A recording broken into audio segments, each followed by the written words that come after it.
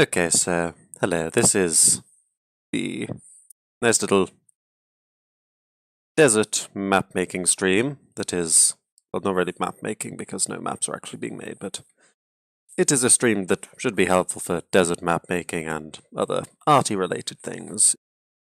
Okay, so with a desert, we have a couple of key features that help dictate what the landscape is like. We have water. See my wonderful art skills here. We have gravity. I should probably use a pencil so there. Yes, we have gravity. We have wind. So we have water, gravity, and wind are the key defining features that help shape the terrain in a desert, mainly because there is not much in the way of plants. Okay, so the first thing in a desert is that because there's not much in the way of uplift that would make high mountains, and there's not much in the way of plant life and deposition and stuff that would make a lot of sort of flat areas. We have the 30-degree rule, and we have that's changed color, and we have flash floods.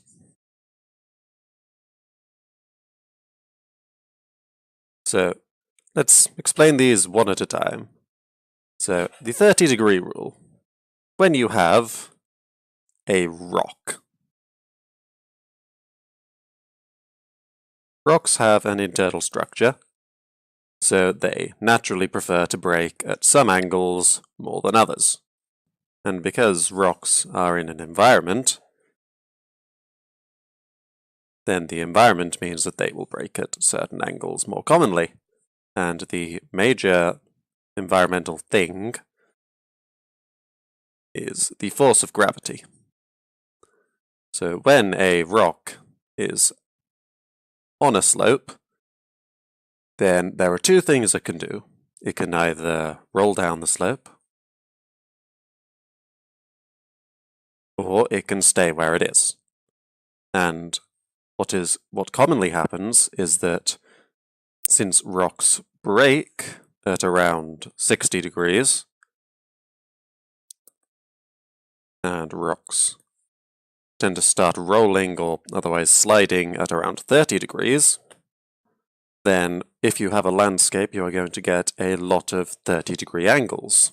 And in a desert, because there is no way to uplift the rocks, you are not going to see much of the 60-degree angles. So in a desert, most of the terrain you are going to see is bare rock that has been eroded and is going at 30-degree angles, which is very useful since it gives you a basic shape for your average desert hill.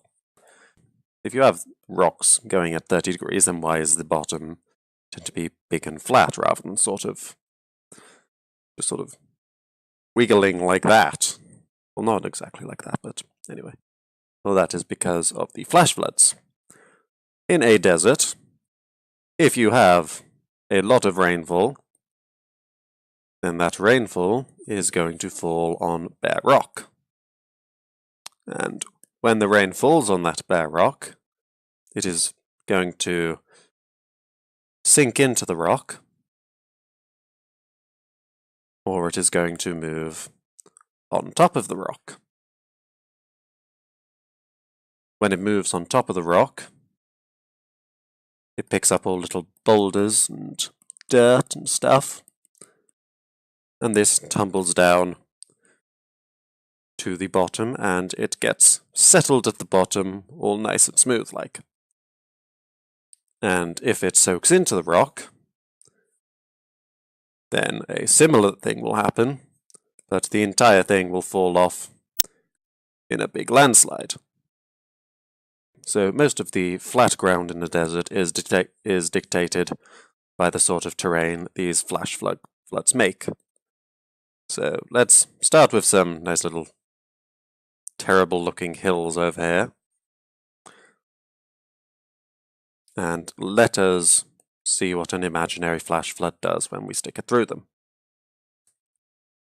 So when the water soaks into these hills, it is going to soak into the weak points mainly, and these weak points are going to create weak points of their own when they fall. So that means that, as in most environments, you're going to get quite clear channels for these landslides that have where they have gone down with a lot of big, sharp-looking boulders at the bottom, like so. And then the flash flood is going to continue downhill in a general shape. So, as it moves further on, it is going to eventually fan out and stop moving. And as it does fan out and stop moving, then you get and it drops different things at different speeds. So when you're close to the hills, you are going to drop the biggest, hardest things to carry that haven't been carried very far. You're going to get more big boulders and whatnot. But as you get further out, then what's in the water is going to change. So once you are far away, you are going, rather than spiky rocks, you are going to get quite small, round rocks.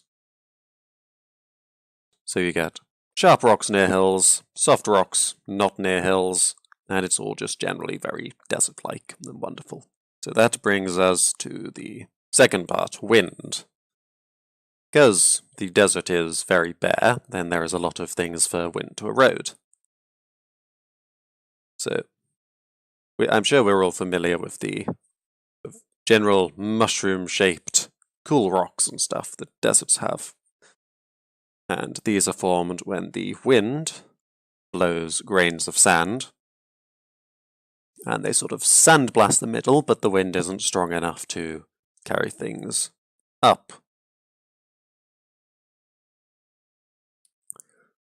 Then this is similar for other such structures. You have conical rocks where the sand wasn't enough the sand is low enough to hit all of the rock rather than just the middle part of the rock. You can have archways and stuff where the rock was wide and broken through in the middle, and then the sand blast just sort of eroded out the center of it and the sides of it rather than breaking off one chunk. This would eventually sort of turn into just a broken boulder if you eroded it for long enough. If a rock has been sitting in one place for a long time, then you're sort of going to get craggy structures that are wide on the bottom because the bottom is more protected from the wind erosion. So, because the wind in deserts usually comes from a single direction, then this means that the erosion generally comes from a single direction as well, which means that your big, tall, craggy, hard rock erosional features are usually going to be sort of in particular shapes for or against the wind. You can see how these badly drawn rock structures from above, they are being eroded in particular directions. And this is useful for sort of trying to get everything to be internally consistent. And then another thing that is good for wind directions is your bog-standard sand dune. The thing about sand dunes is that they are not actually bog-standard. The first shape of a sand dune is the bar sand dune. This is a nice little bowl-shaped dune. This is coming from when the wind is directly behind it. It's piling up sand on this side, and then because sand follows the 30-degree rule, the slope on the other side, the sand collapses down it, and then you have a nice 30-degree slope on your sand dune and then it flattens out because the sand is falling off the top. This is what happens when you just have wind coming from a single direction. If wind is coming from multiple directions, different things happen. You can get a very thin type of this dune that just looks like a line if you have wind coming from two directions, because it just sort of squishes it up into a single little line. You have transverse dunes, which are the they're big, wiggly dunes. These are basically the first type of dune, except like big and wiggly and in a line. They're wonderful.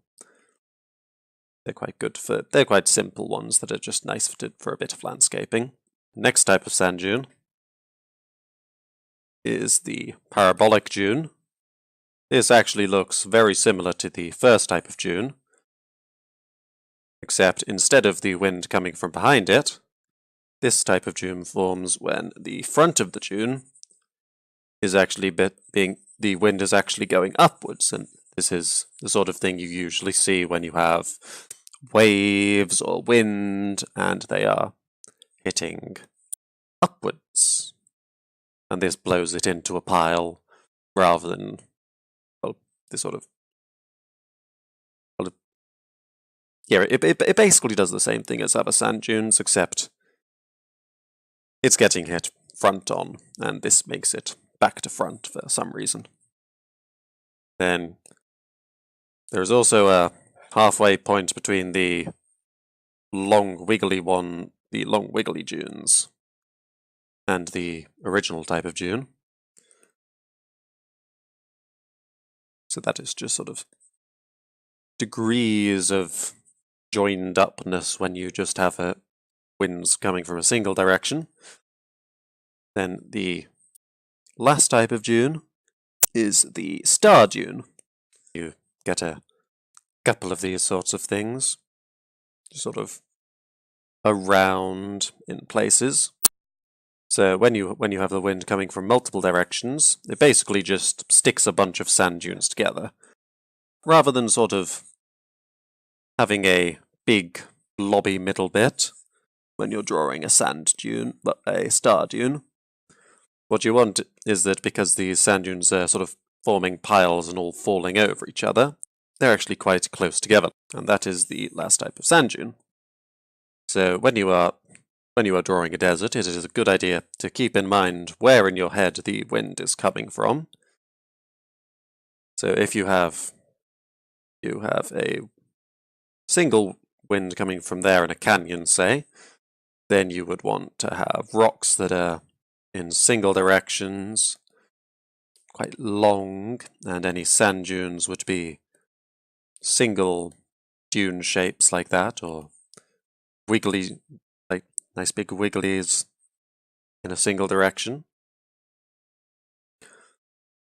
If you have wind coming in multiple directions, you don't actually have to know which direction the wind is coming from. It's just grouping things together to keep the theme consistent. Then you might have mushroom rocks and star dunes and so on and so forth. If you are on a beachfront, like a nice desert beach, and the wind is coming from the sea, which it probably is because cold air to hot places, that's the direction it goes. So if you're on a sea, you want to have nice parabolic dunes, and your rocks are going to be sort of cliffs because it's a beach and beaches like to have cliffs, and so on and so forth. So that is the sort of shapes you get from wind in a desert. The last piece of things in a desert is the plants. And plants in a desert, they have a very particular shape. I'm sure we all know the cactus. The cactus is a nice famous plant. and it shows a lot of the standard features of desert plants because it's a standard desert plant. You have a large body for storing water. You have small leaves that help reduce moisture loss. Desert plants are often very glossy because they have wax on them that helps trap the water in. They often have very shallow roots, so you can sometimes see a bit of rootiness below your desert plant. There's two other sort of types of desert plant you can get. There's succulents, which they're basically normal plants but waxy and blobby.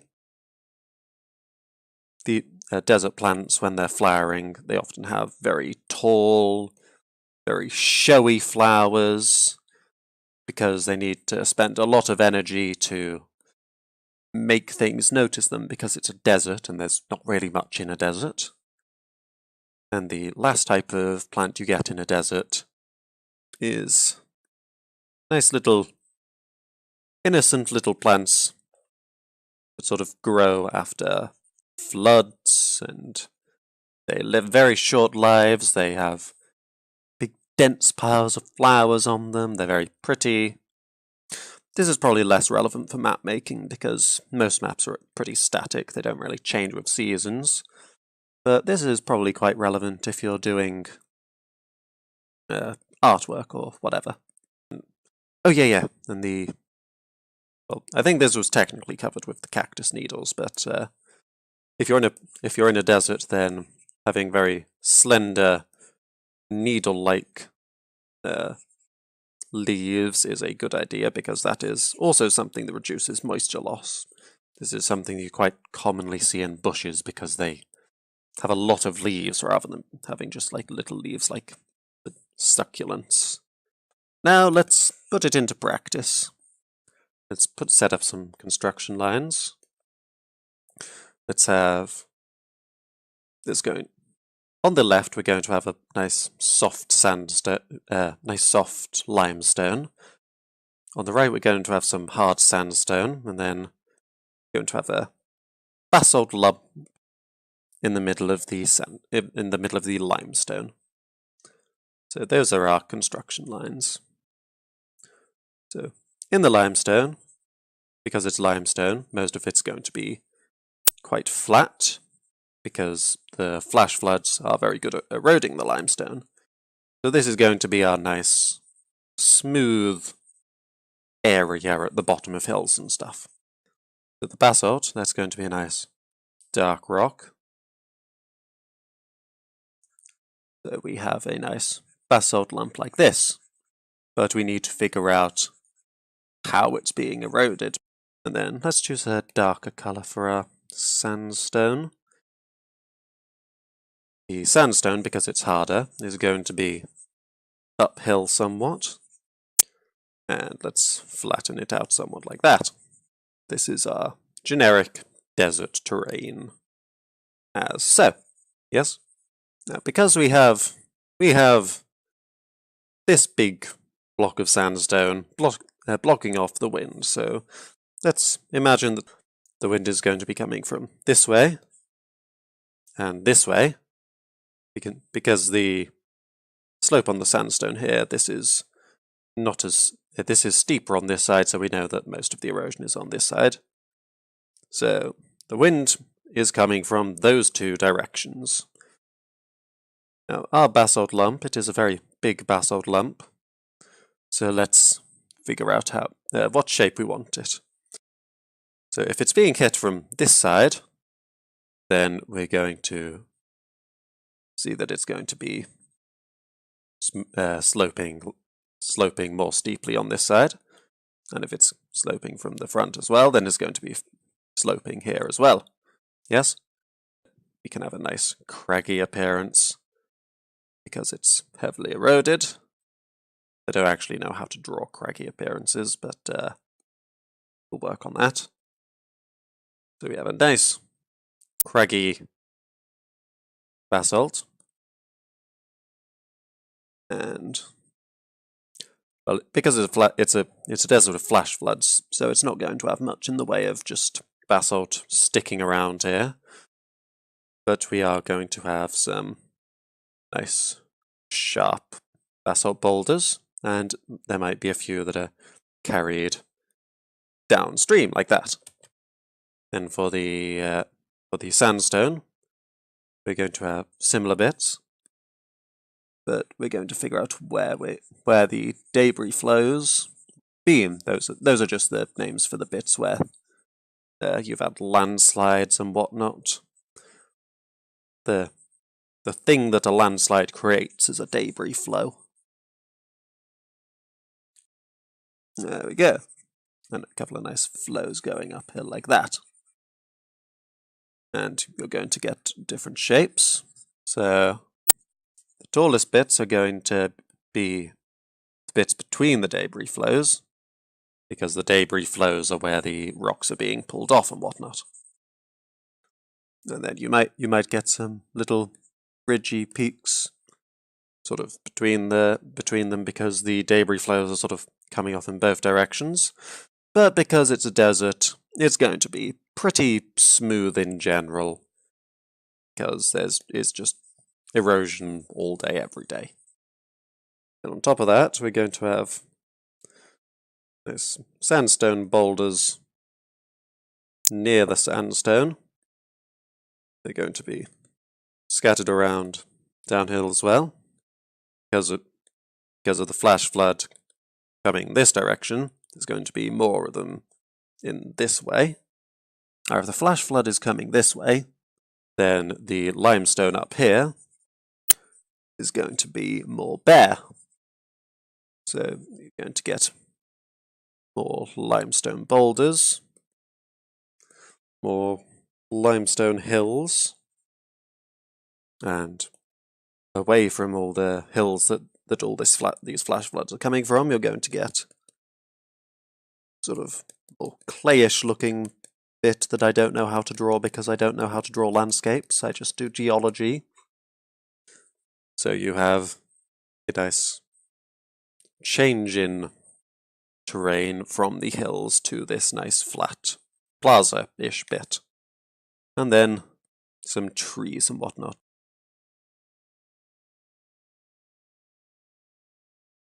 Now we have a nice realism-inspired desert landscape. I think that is the end of my rambling for now. I might not be very good at art, but hopefully all this geology being thrown around should prove helpful.